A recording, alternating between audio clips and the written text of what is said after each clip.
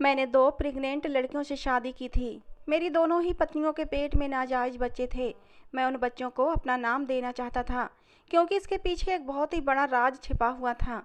पहली पत्नी ने एक बेटे को जन्म दिया और दूसरी पत्नी का ऑपरेशन हो रहा था।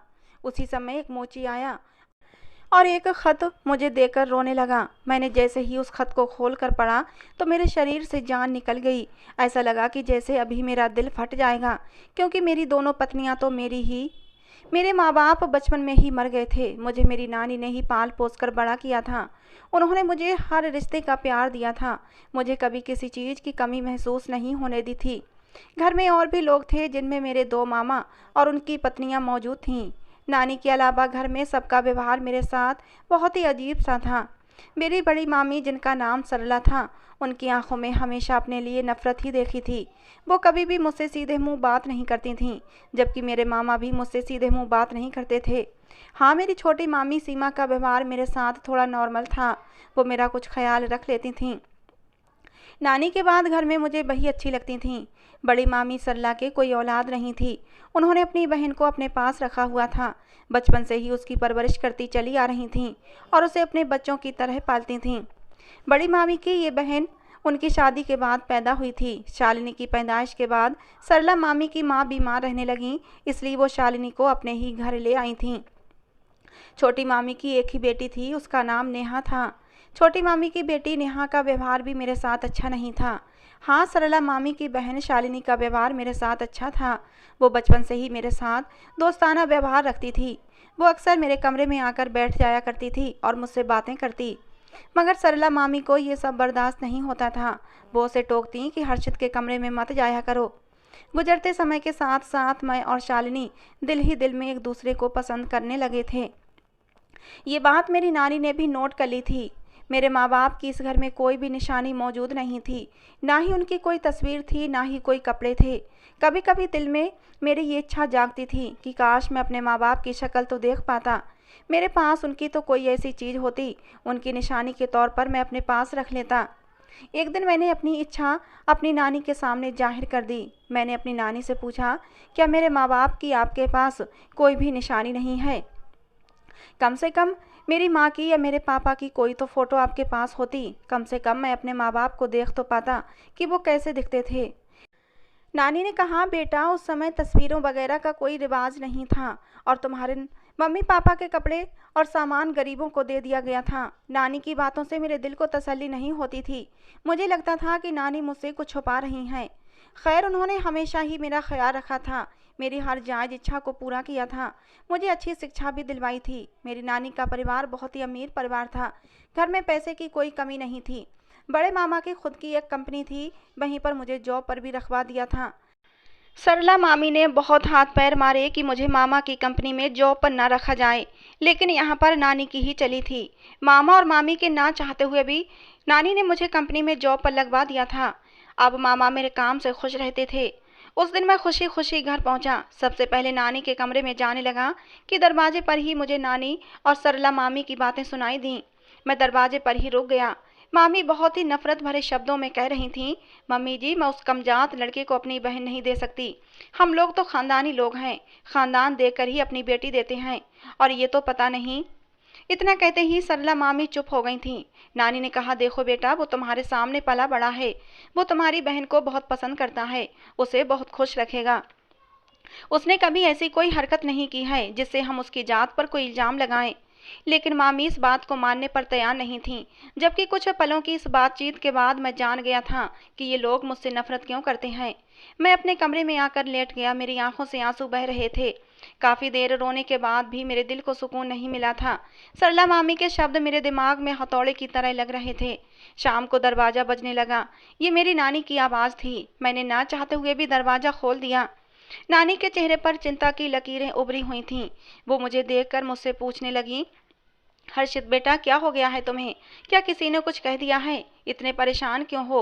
वो मेरी सूजी हुई लाल आंखों को देखते हुए पूछ रही थीं। मेरी आंखों से फिर से आंसू बहने लगे और आखिरकार मेरे दिल में मचलता हुआ सवाल मेरे लबों पर आ ही गया। नानी, मुझे आपसे एक बात पूछनी है। आज आप मुझे सब कुछ सच सच बताना। मुझसे कुछ भी मत छुपाइएगा। बताएं मैं कौन हूँ, ये लोग क्यों मुझसे इतनी नफरत करते हैं। मैं रोने लगा था। तभी नानी बोली, बेटे तुमसे कुछ नहीं छुपाया जा रहा। बात सिर्फ इतनी है कि तुम्हारी माँ ने तुम्हारे बाप से पसंद की शादी की थी और ये घर वाले सब मेरी बेटी के खिलाफ थे। तुम्हारा बाप अमेरिका से आया था, उसे मेरी बेटी से मोहब्बत हुई और उन लोगों ने शादी कर ली। तुम्हारे दोनों मामा इस शादी के खिलाफ थे, लेकिन तुम्हारी माँ नहीं मानी और अपनी मर्जी से जाकर तुम्हारे बाप से शादी कर ली और ये घर हमेशा हमेशा के लिए छोड़ दिया। सारे मोहल्ले में हमारी थू थू हो गई थी। तुम्हारे दोनों मामा किसी को मुंह दिखाने के काबिल नहीं रहे, इसलिए तुम्हारे मामा ने मेरी बेटी से हर रिश्ते ख़त्म कर लिए थे। कुछ दिन बाद खबर आई कि तुम्हारे मम्मी पापा का एक एक्सीडेंट हुआ है और उसमें उनकी दोनों की ही मौत हो गई है। अंतिम संस्कार की तैयारी मैंने ही की थी। तुम्हारे मामाओं ने तो अपनी बहन के अंतिम संस्कार में जाना भी जरूरी नहीं समझा था, क्योंकि उन्हें अपनी इज्जत प्यारी थी। तुम उस समय अनाथ हो गए थे। मैंने तुम्हें अपनी बेटी की आखिरी निशानी समझकर अपने पास रख लिया था। उस दिन से ये लोग तुमसे और मुझसे भी नफरत करते हैं। नानी की बात सुनकर मेरा गुस्सा ठंडा हो गया था। कुछ भी कहो, मेरी माँ ने गलत तो किया था। मेरी मामा की इज्जत को रौंद कर अपना घर बसाया था, लेकिन शायद उस समय मेरी माँ को अपनी मोहब्बत चुनना सही लगा होगा। शायद उस समय सब लोग ही अपनी अपनी जगह ठीक थे, लेकिन इस सब के बदले नफरतें तो मेरे हिस्से में आई थीं। इस सब में मेरी क्या गलती थी? आखिर मुझे क्यों नफरतों का निशाना बनाया जा रहा था? एक फकीर औरत अक्सर ही हमारे दरवाजे पर आती थी। वो अपाहिज थी और बैसाखियों के सहारे हमारे दरवाजे तक आती थी। वो औरत न जाने क्यों मुझे बहुत ही गौर से देखती। मैं भी उसे पैसे देकर उससे आशीर्वाद लेता। वो औरत दिल की गहराइयों से मुझे आशीर्वाद देती। समय धीरे धीरे गुजरता जा रहा था। इसी दौरान मामी की छोटी बेटी नेहा को राकेश नाम के एक बिगड़े हुए लड़के से मोहब्बत हो गई और ये मुलाकातें दिन ब दिन बढ़ने लगीं। मैं ये देखकर कुढ़ता रहता था। मैंने नानी को भी बताया। दूसरी तरफ बड़ी मामी की बहन शालिनी की मोहब्बत मेरे लिए दिन ब दिन बढ़ती ही जा रही थी, लेकिन मैंने अपने कदम रोक लिए थे, क्योंकि मैं जानता था कि हमारा मिलन अब नामुमकिन था। सरला मामी कभी भी मेरे साथ अपनी बहन की शादी नहीं करती। सरला मामी की नफरत भी बढ़ती ही जा रही थी और उस दौरान मुझ पर एक और खुलासा हुआ कि राकेश तो एक बहुत बड़े डॉन का बेटा था। वो पूरे शहर का डॉन था और काले धंधों का बेताज बादशाह था। बाप की दौलत पर राकेश खूब ऐश कर रहा था। कई लड़कियों को शादी का झांसा देकर उनकी इज्जत से खिलवाड़ कर चुका था और इन दिनों नेहा उसके जाल में फंसी हुई थी। वो भी राकेश से मोहब्बत करती थी और उससे शादी के सपने देख रही थी। एक दिन अचानक नानी की तबीयत बिगड़ने लगी। हम सब उन्हें अस्पताल लेकर भागे। डॉक्टर ने बताया कि इन्हें दिल की तकलीफ हो गई है। डॉक्टर ने कहा कि इन्होंने कोई बात अपने दिल पर लगा ली है, जिसकी वजह से इन्हें दिल की तकलीफ हुई थी। नानी की तबीयत थोड़ी संभली तो हम उन्हें घर ले आए, लेकिन अब नानी बहुत ही कमज़ोर हो चुकी थीं। वो बिस्तर से उठ भी नहीं पाती थीं। मैं दिन रात नानी की सेवा में लगा रहता था। एक नानी ही तो मेरे जीने का इकलौता सहारा थीं। मैं नहीं चाहता था नानी मुझे इस दुनिया में अकेला छोड़कर चली जाएं। एक दिन उन्होंने मुझे अपने कमरे में बुलाया और जो कुछ कहा उसे सुनकर मेरे सर पर जैसे पहाड़ टूट पड़े थे। जब मैं नानी के कमरे में गया था तो उस समय नानी अपनी आंखें बंद किए हुए लेटी थीं। मेरे आने का एहसास हुआ तो उन्होंने मुझे पुकारा और कहने लगी, हर्षित बेटा, तुम्हें एक ऐसी बात बताने जा रही हूँ जो तुम्हारे लिए जानना बहुत ज़रूरी है। मैं तुम्हें ये बात अपने जीते जी बताना चाहती हूँ। मैं नहीं चाहती कि मेरे बाद ये बात तुम्हें पता चले, इसलिए मैं ये सच्चाई बताना चाहती हूँ। मैं कभी नहीं चाहती थी कि ये सच्चाई तुम्हें कभी पता चले, लेकिन अब मेरी मजबूरी है। अगर मेरे मरने के बाद ये सच्चाई तुम्हें किसी और से पता चलेगी तब तुम्हें बहुत दुख होगा और तुम्हें मुझसे शिकायत भी रहेगी। शायद ये बात बताकर मेरे दिल का बोझ कुछ हल्का हो जाएगा। बेटा, जो अब तक मैंने तुम्हें कहानी सुनाई है वो सब झूठ है। आज मैं तुम्हें सच्ची कहानी सुनाऊंगी कि आखिर तुम कौन हो और तुम्हारे माँ बाप कौन थे, ताकि मैं सुकून से मर सकूं। नानी के शब्द एकदम गीले हो गए थे। कौन सा झूठ नानी? मैंने उलझन से पूछा। मेरा दिल बैठने लगा था। हर्षित बेटा, मेरी बात गौर से सुनो। ना ही मैं तुम्हारी नानी हूँ, ना ही तुम मेरे नाती हो और ना ही तुम हमारे खानदान से कोई संबंध रखते हो और ना ही मेरी कोई बेटी थी। मेरे तो बस 2 ही बेटे थे। न तुम्हारे माँ बाप ने पसंद की शादी की थी और ना ही उनका कोई एक्सीडेंट हुआ था। ये सब कुछ झूठ था जो मैंने तुम्हें बताया था। सच तो ये है कि तुम मुझे मेरे घर के पास एक कूड़े के ढेर पर पड़े हुए मिले थे। मैं तुम्हें वहां से उठा लाई थी। मैंने सोचा मेरी बड़ी बहू बांझ है, उसे भगवान ने कोई औलाद नहीं दी थी। मैंने सोचा सरला तुम्हें पाल लेगी, लेकिन सरला ने तुम्हें लेने से इनकार कर दिया। वो एक नाजायज बच्चे को नहीं पालना चाहती थी। उसने साफ साफ कह दिया कि मैं ये नाजायज बच्चा नहीं पालूंगी। वो तुम्हें पालने की बजाय अपनी बहन को अपने घर ले आई और उसे पालने लगी थी। सरला ने जब तुम्हें पालने से मना कर दिया तो फिर मैं ही तुम्हें पालने लगी। सब रिश्तेदारों में मैंने ये बात फैला दी थी कि तुम मेरी एक सहेली के पोते हो। तुम्हारा पूरा खानदान एक्सीडेंट में मर गया है, इसलिए तुम अनाथ हो गए हो और इसीलिए मैं तुम्हें पाल रही हूँ। पूरे खानदान वालों को ही ये बात मैंने बता दी थी। नानी ने सब कुछ बताकर अपने दिल का बोझ हल्का कर लिया, मगर मेरी तो दुनिया अंधेरी हो गई थी। ये बात कितनी तकलीफ देने वाली थी कि मैं किसी की नाजायज औलाद हूँ। न मेरे बाप का पता था, न ही मेरी माँ की खबर। काश ये सब कुछ सुनने से पहले मुझे मौत आ जाती, लेकिन अब मैं कुछ नहीं कह सका। खामोशी से नानी को देखता रहा। फिर नानी कहने लगी, हर्षित, मुझे लगता है मेरे मरने के बाद तुम ये घर छोड़ दोगे या ये लोग खुद ही तुम्हें घर से निकाल देंगे। मगर यहाँ से निकलने से पहले दो काम जरूर करना। एक तो नेहा की जान उस राकेश नाम के बिगड़े हुए लड़के से जरूर छुड़वाना, कहीं ये लड़का हमारे खानदान की इज्जत खाक में ना मिला दे। और दूसरा ये कि तुम अपनी ज़िंदगी से मायूस कभी मत होना। ज़िंदगी भगवान की दी हुई बहुत बड़ी सौगात होती है। उसकी सुरक्षा करना और उसे हिम्मत से जीना ही हमारा धर्म होता है। और हाँ, तुम अपनी माँ को कभी गलत मत समझना। जरूर तुम्हारी माँ की कोई मजबूरी रही होगी जो तुम्हें कूड़े पर रखकर चली गई थी, वरना कोई भी माँ अपनी औलाद को यूं बेसहारा नहीं छोड़ती। नानी ये सब बताकर खामोश हो गई। मैं उनके बोलने का इंतजार करता रहा, मगर अब नानी नहीं बोली, क्योंकि वो हमेशा हमेशा के लिए खामोश हो गई थीं। मैं नानी नानी पुकारता रहा, मगर वो इस दुनिया से चली गई थीं। नानी की मौत पर बहुत सारे लोग आए थे और उन लोगों में वो अपाहिज भिकारन औरत भी शामिल थी। उसका आना मेरी समझ में नहीं आया था। न जाने क्यों वो मुझे गौर से देखती। मैं उसकी नज़रों का मतलब नहीं समझ पाता था। नानी को इस दुनिया से गए 15-20 दिन हो चुके थे। सब अपने अपने कामों में बिजी हो गए थे। नानी के जाने का किसी को कोई दुख नहीं था। दुख तो सबसे ज़्यादा मुझे हुआ था। मेरा तो सब कुछ ही ख़त्म हो गया था। मैं ज़्यादातर नानी के कमरे में ही रहता था। मुझे अपनी नानी की बहुत याद आती थी। एक दिन मैंने नेहा को समझाने की कोशिश की और वो कोशिश मुझे बहुत महंगी पड़ी। मेरी बात पर वो हत्थे से ही उखड़ गई थी और मेरा गिरेबान पकड़कर जोर जोर से चिल्ला रही थी कि हर्षित ने मेरी इज्जत पर हाथ डाला है। उसने अपने कपड़े भी जगह जगह से फाड़ लिए थे। सब उसकी आवाज़ सुनकर कमरे में इकट्ठे हो गए थे। नेहा ने मेरे ऊपर बहुत ही घटिया इल्ज़ाम लगा दिया था। मैं हक्का बक्का सा खड़ा रह गया। मैं सबको विश्वास दिलाने लगा कि मैंने कुछ भी गलत नहीं किया है, लेकिन वो लोग भला मेरा विश्वास क्यों करते? मैं तो उनके खानदान का भी नहीं था और उनके कहने के अनुसार मैं बहुत ही कमज़ात था। पता नहीं किसका गंदा खून था और अपने गंदे खून का असर मैंने दिखा दिया था। उन लोगों ने मुझे धक्के देकर हमेशा के लिए अपने घर से निकाल दिया। मैंने भी वो घर छोड़ दिया। घर के साथ साथ ऑफिस और जॉब भी छोड़ दी। मैं अपने दोस्त के खाली फ्लैट में रहने लगा। मेरे दोस्त की टैक्सियां चला करती थीं। उसने एक टैक्सी मुझे भी दे दी, जिसे चलाकर मैं कुछ पैसे कमाने लगा और अपनी ज़िंदगी यूं ही गुजारने लगा। कुछ बचत भी हो जाती थी और खर्चा भी निकल जाता। एक दिन फुटपाथ पर बही भिखारी औरत मुझे मिली। मैं जूते पॉलिश कराने वाले के पास खड़ा था कि वो मुझे फुटपाथ पर नजर आई थी। मैंने पॉलिश वाले से पूछा, भाई ये औरत कौन है? शक्ल से तो भिखारन नहीं लगती। वो बोला, ये औरत अक्सर यहीं बैठी रहती है। कोई नहीं जानता ये औरत कहाँ से आती है और कहाँ जाती है। किसी से कुछ भी नहीं मांगती, जो भी कोई देता है अपनी मर्जी से इसको देकर चला जाता है। मैं सीधा उस औरत के पास गया और उसे 100 का नोट उसकी तरफ बढ़ा दिया। उसका चेहरा मुझे देखते ही खिलसा गया था। यूं लगा जैसे मुझे देखते ही उसके सारे दुख दूर हो गए हों। अब मैं हफ्ते में 2-3 बार उसे खाना खिला देता था। वो मुझे खुश होकर आशीर्वाद देती, लेकिन न जाने क्यों मुझे उससे खास तरह का लगाव पैदा हो गया था। एक दिन सवारी को लेकर शहर से बाहर जाना पड़ा था। सवारी उतार कर मैं सड़क के किनारे खड़ा होकर अपनी टैक्सी पर कपड़ा मारने लगा। ये दोपहर का समय था, आसपास लोग कम ही थे। अचानक ही मेरी नज़र एक लड़की पर पड़ी जो दौड़ती हुई मेरे पास आ रही थी। वो लड़की कहने लगी, भगवान के लिए मुझे बचा लो, जल्दी से टैक्सी स्टार्ट करो और मुझे यहाँ से ले चलो। मैंने देखा सच में 3 आदमी उसके पीछे भागे चले आ रहे थे। मैंने कहा, तुम सच बताओगी तो मैं तुम्हारी मदद करूंगा।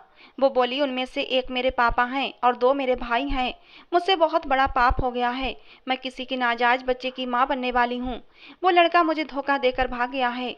लड़की ने सब कुछ सच सच बता दिया। हालांकि मुझे इस बात की बिल्कुल भी उम्मीद नहीं थी कि वो लड़की कुछ भी सच बताएगी। फिर वो लड़की बोली, मैंने राकेश नाम के लड़के से मोहब्बत की थी, लेकिन उसकी मोहब्बत झूठी निकली। उसने झूठी मोहब्बत में फंसाकर मेरी इज्जत को रौंद डाला और अब वो गायब हो गया है और अब उसका पाप मेरे पेट में पल रहा है। उसने मुझसे मुंह फेर लिया है। मेरे माँ बाप और भाइयों को अब पता चल गया है कि मैं पेट से हूँ और नाजायज बच्चे को जन्म देने वाली हूँ। अब ये लोग मुझे जिंदा नहीं छोड़ेंगे। ये कहकर वो लड़की रोने लगी। वो तीनों अब हमारे पास पहुंच चुके थे। उसी समय मुझे अपनी नानी की बात याद आ गई कि मेरी नेहा को उस राकेश नाम के लड़के से बचा लेना। मैं नेहा को तो नहीं बचा सका था, मगर इस लड़की को बचाने का फैसला कर लिया। फिर मैं चट्टान की तरह लड़की के सामने खड़ा हो गया। उन तीनों में से बड़ी उम्र का आदमी कहने लगा, टैक्सी वाले सामने से हट जा, हम इसे जिंदा नहीं छोड़ेंगे। उनकी आंखों में खून उतरा हुआ था। लड़की मेरे पीछे खड़ी सिसक रही थी। मैंने कहा, आप इसे मार नहीं सकते। मैं इसका पति हूँ और ये मेरी पत्नी है। हम दोनों ने शादी की है। मैं बहुत ही सुकून से ये बात कर रहा था। फिर वो नौजवान और भी गुस्से में आ गए। बोले, अब तो तुम जिंदा नहीं बचोगे। इस सब फसाद की जड़ तुम ही हो। उस लड़की के बाप ने अपने बेटों को रोक दिया और मुझसे पूछने लगा कि तुमने अपने माँ बाप को रिश्ते के लिए हमारे घर क्यों नहीं भेजा। मैंने कहा कि मेरे माँ बाप जिंदा नहीं हैं। हम ये बात आप लोगों को बताने ही वाले थे, मगर आपकी बेटी डरती थी। मेरे शब्द बहुत ही शांत और ठहरे हुए थे। अब हम लोग तुम्हें एक ही शर्त पर जिंदा छोड़ेंगे, वो ये कि तुम घर चलो। हम अपनी बेटी की इज्जत के साथ तुम्हारी शादी करेंगे और उसे तुम्हारे साथ विदा कर देंगे। उस लड़की के बाप ने कहा। मैं डरी सहमी अपने पीछे खड़ी लड़की पर नजर डालने लगा। उसकी आंखों से डर साफ दिखाई दे रहा था। मैं समझ गया, अगर मैंने ये लड़की इसके बाप के हवाले कर दी तो ये इसे जिंदा नहीं छोड़ेंगे। उसके पेट में एक नन्ही सी जान और भी पल रही थी। मैं 2 जानों को खतरे में नहीं डाल सकता था और फिर मैंने उस लड़की की खातिर कुर्बानी दे दी। मैंने फ़ोन करके अपने दोस्त को बुला लिया और वो मेरी शादी में शामिल होने के लिए आ गया। मेरी शादी में कुछ रिश्तेदार और कुछ मोहल्ले वाले थे, जो सिर्फ लड़की वालों की तरफ से थे। मेरी तरफ से तो सिर्फ मेरा दोस्त ही शामिल हुआ था। और फिर मैं उस लड़की को, जिसका नाम नैना था, अपने फ्लैट पर ले आया। अब नैना मेरी पत्नी बनकर मेरे फ्लैट में रहने लगी। वो बहुत खुश थी। वो मेरी बहुत ही एहसानमंद थी कि मैंने उसकी इज्जत और जान बचा ली। हर समय मेरी सेवा में लगी रहती। वो तो अपने बच्चे को गिराना चाहती थी, मगर मैं इस पाप के लिए तैयार नहीं था। मैंने नैना से साफ कह दिया कि मैं इस बच्चे को अपना नाम दूंगा। तुम्हें परेशान होने की ज़रूरत नहीं है। नैना के कदम मेरे घर में बहुत ही शुभ साबित हुए थे। मुझे एक बहुत ही अच्छी कंपनी में जॉब मिल गई थी। एक दिन मैं ऑफिस में बिजी था कि नैना का फ़ोन आया। उसने बताया कि 2 औरतें आपसे मिलने आई हैं। मैं जल्दी से घर आया। कमरे में दाखिल होते ही मेरी जान निकल गई, क्योंकि मेरे सामने तो मेरी छोटी मामी खड़ी थीं और अपनी बेटी नेहा को साथ लेकर। मुझे देखते ही वो रोने लगीं। वो मेरे गले लग गईं और बोलीं, हर्षित, तुम अपने मामा की इज्जत बचा लो, वरना वो मर जाएंगे। नेहा ने हमारी इज्जत खाक में मिला दी है। ये राकेश के नाजायज बच्चे की माँ बनने वाली है। और फिर उसके बाद वो नेहा को बुरी तरह मारने लगी। नेहा बिलक बिलक कर रोने लगी। मामी कहने लगी, बेटा, तुम अपने मामा की खातिर इसे अपना लो, बाद में भले ही इसे छोड़ देना, लेकिन अभी फ़िलहाल के लिए इसे शादी कर लो। हमारी इज्जत खाक में मिल जाएगी और तुम्हारे मामा ये बर्दाश्त नहीं कर पाएंगे। वो भी जान से हाथ धो बैठेंगे। मेरे घर को बर्बाद होने से बचा लो। मैंने मामी से कहा, मामी, आप तो ख़ानदानी लोग हैं, जबकि मैं तो किसी का गंदा खून हूँ। मुझे तो मेरे ख़ानदान का भी पता नहीं है, तो ये भला कैसे मुमकिन होगा। और मैंने नेहा को राकेश से मिलने से रोका था। मुझे मालूम था एक ना एक दिन ये गुल जरूर खिलेगा, लेकिन नेहा ने मुझ पर ही इल्ज़ाम लगा दिया और मुझे बेइज्जत करके घर से निकलवा दिया। अब मैं राकेश के पाप को कैसे अपना लूँ? ऐसा मुमकिन नहीं है। और अब मैं भी शादीशुदा हूँ, मेरी पत्नी है और मेरी पत्नी भी पेट से है। वो बच्चे को जन्म देने वाली है। मेरा अपना परिवार है। मैं नेहा से शादी नहीं कर सकता। मगर छोटी मामी मेरी मिन्नतें करने लगीं। वो मेरे कदमों में बैठ गईं और बोलीं, तुम्हारा बहुत बड़ा एहसान होगा, हमें इस बड़ी मुसीबत से निकाल लो। और फिर वो मेरी पत्नी नैना की भी सिफारिश करने लगीं कि तुम ही हर्षित को समझाओ। कुछ समय की बात है, फिर भले ही ये मेरी बेटी को छोड़ दे, लेकिन अभी फ़िलहाल के लिए इस मामले को ठंडा होने के लिए इससे शादी कर ले। नैना भी इस मुसीबत से गुजर चुकी थी। उसे एहसास था कि शादी से पहले माँ बनना कितनी बड़ी तकलीफ देता है। नैना ने मुझसे कहा कि तुम नेहा से शादी कर लो, बाद की बाद में देखेंगे। नैना के बहुत कहने पर मैंने नेहा से शादी कर ली और अब मैं अपनी दोनों पत्नियों के साथ रहने लगा। समय का पहिया घूमता रहा। नैना ने एक चांद से बेटे को जन्म दिया। हमने बेटे का नाम रोहन रखा। नैना और नेहा का कहना था कि रोहन बिल्कुल मुझ पर गया है। मैंने भी गौर से देखा। रोहन तो बिल्कुल मेरे जैसा था। बही होंठ, बही बाल और बही नाक, बही आंखें। मुझे हैरत होती कि रोहन तो मेरा बच्चा ही नहीं है, फिर भला वो मेरे जैसा कैसे हो सकता है। कुछ दिनों के बाद नेहा का भी आखिरी महीना आ पहुंचा। उन दिनों नेहा बहुत उदास रहती थी। मैंने उसे तसल्ली दी। मैंने उसे बताया कि मैं तुम्हारे बच्चे को भी बाप बनकर पालूंगा। उसे कभी सौतेलेपन का एहसास नहीं होने दूंगा, कभी उसे नाजायज नहीं कहूंगा। नेहा को नहीं पता था कि नैना भी राकेश की डसी हुई है। रोहन का बाप मैं नहीं हूँ, ये बात हमने उससे छुपा ली थी। नेहा यही समझती थी कि रोहन मेरा सगा बेटा है। एक रोज टीवी पर खबर आई कि शहर का don Manoj Dubey car accident में मर गया है। उसके साथ उसके 4 साथी और भी थे। गाड़ी के ब्रेक फेल हो गए और एक्सीडेंट होने से उस गाड़ी में आग लग गई और जलकर राख हो गई। और फिर उसके अगले दिन ही खबर आई कि राकेश अपने कमरे में मुर्दा पाया गया। किसी ने उसके गले में फंदा डालकर उसे हमेशा हमेशा के लिए सुला दिया था। उसने बहुत सी लड़कियों को बर्बाद कर दिया था। पता नहीं किसने अपना बदला लिया था। न जाने क्यों मुझे इन बाप बेटों की मौत का सुनकर दुख हुआ था। मैं सोचने लगा, इंसान कुछ भी कर ले, मौत तो जरूर आनी है।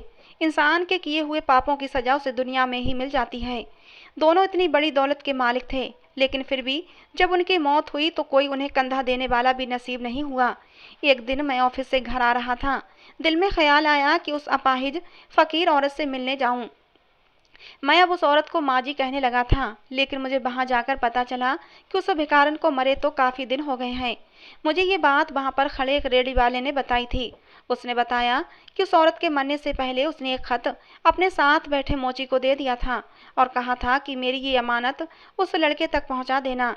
अब पता नहीं वो मोची कल से कहाँ गायब है।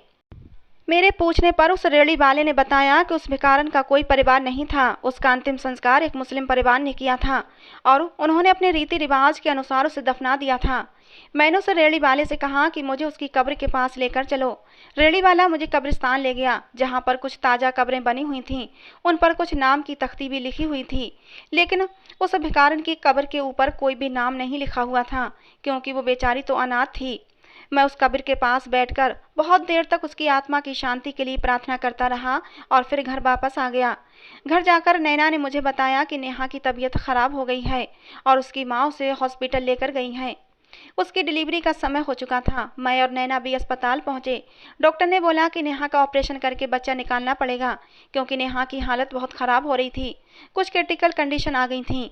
मैं बाहर खड़ा था और नेहा के ठीक होने की भगवान से प्रार्थना कर रहा था, और तभी एक मोची आया और उसने माँ जी का खत मुझे ला कर दिया और उस खत ने मुझे हिलाकर रख दिया था। खत के शब्द कुछ यूँ थे, प्यारे बेटे, मेरा नाम संजना है।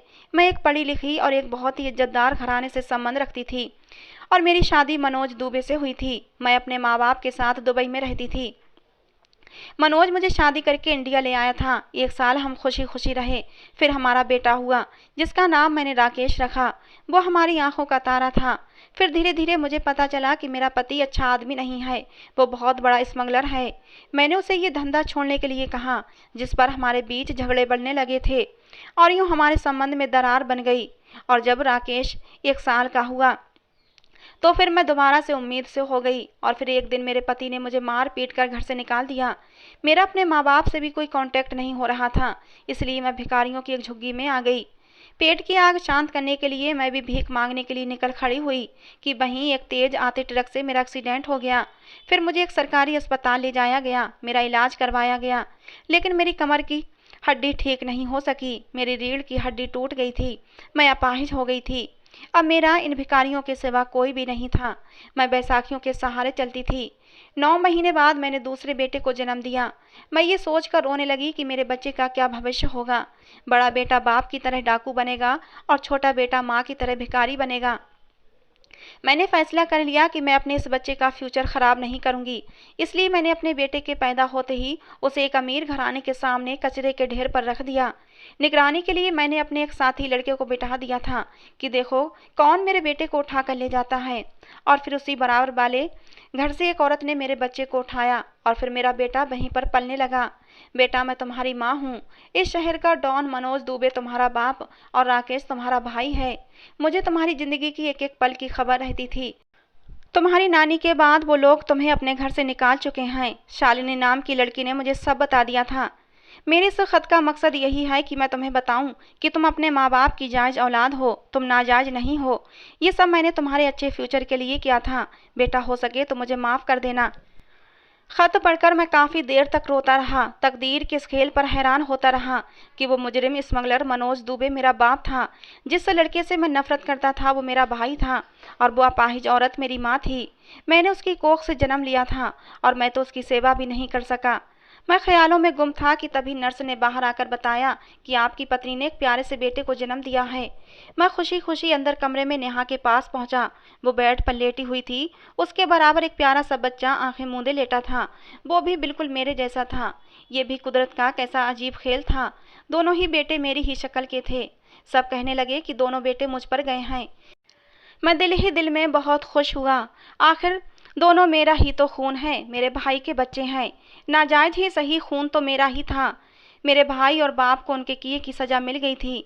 मेरी दोनों पत्नियां नेहा और नैना दोनों आपस में बहनों की तरह रहती हैं। नेहा ने मुझसे कहा कि जैसा कि हमारे बीच तय हुआ था कि मेरे बच्चे के जन्म देने के बाद तुम मुझे छोड़ दोगे, तो तुम मुझे छोड़ सकते हो। मैं तुम पर और नैना पर बोझ नहीं बनना चाहती। लेकिन नैना ने मना कर दिया। उसने कहा, हम हमेशा ऐसे ही रहेंगे, तुम्हें यहाँ से जाने की कोई ज़रूरत नहीं है। मैं भी भगवान का धन्यवाद करता हूँ कि उसने मुझे इतनी सारी खुशियाँ दी हैं। मैं जब अस्पताल में अपने बेटे को गोद में उठाकर उसे चूम रहा था तो शालिनी की आंखों में आंसू आ गए थे। वो शायद अब भी मुझसे मोहब्बत करती थी। मैंने शालिनी की तरफ देखा। मैंने बच्चे को नेहा के पास लिटाया और शालिनी का हाथ पकड़कर बाहर ले आया। मैंने शालिनी की आंखों में आए आंसू साफ किए और शालिनी से कहा, शालिनी, पुरानी बातों को भूल जाओ। शायद हम दोनों का मिलन किस्मत में नहीं लिखा था। तुम मुझे भूल जाओ और अपनी ज़िंदगी में आगे बढ़ो। यही तुम्हारे लिए बेहतर रहेगा। मैं भी अपनी ज़िंदगी में आगे बढ़ चुका हूँ। मेरी पत्नियाँ हैं, मेरे बच्चे हैं। अब मेरे साथ खुद को जोड़ कर मत रखो, अपनी ज़िंदगी को ख़राब मत करो। शालिनी की आंखों में फिर से आंसू बहने लगे मेरी बातें सुनकर। उसने मुस्कुराने की कोशिश की। मैंने उससे वादा लिया कि शालिनी, तुम अपनी ज़िंदगी में आगे बढ़ोगी और मुझे भूल जाओगी। शालिनी ने मुझसे वादा किया कि मैं वादा करती हूँ मैं तुम्हारे रास्ते में कभी नहीं आऊँगी। मैंने कहा, शालिनी, सिर्फ यही वादा नहीं करना कि मेरे रास्ते में नहीं आओगी, तुम्हें ये भी वादा करना होगा कि तुम अपनी ज़िंदगी में आगे बढ़ोगी, एक अच्छे से लड़के को देखकर शादी कर लोगी। और फिर मैंने शालिनी से ये वादा करवा कर ही दम लिया। मैं नेहा और अपने बच्चे को लेकर घर आ गया और खुशी खुशी ज़िंदगी जीने लगा। कुछ समय के बाद खबर मिली कि शालिनी ने भी एक लड़के से शादी कर ली है और इस खबर ने मुझे अंदर तक सुकून दिया था। अगर शालिनी शादी न करती तो मेरे दिल पर हमेशा एक बोझ रहता कि शालिनी ने मेरी वजह से अपनी ज़िंदगी ख़राब कर ली थी। अब शालिनी भी अपनी ज़िंदगी में खुश है और मैं भी अपनी ज़िंदगी में खुश हूँ। दोस्तों, भगवान से प्रार्थना करना कि हमारे परिवार को किसी की नज़र न लगे। तो दोस्तों, ये थी आज की हमारी कहानी। आपको कैसी लगी कमेंट बॉक्स में ज़रूर बताना। पसंद आई हो तो प्लीज़ लाइक करना। रोज़ एक नई कहानी सुनने के लिए हमारे चैनल को भी सब्सक्राइब करना। कहानी को अंत तक सुनने के लिए आप लोगों का बहुत बहुत धन्यवाद। दोस्तों, मिलते हैं अगली किसी नई कहानी के साथ।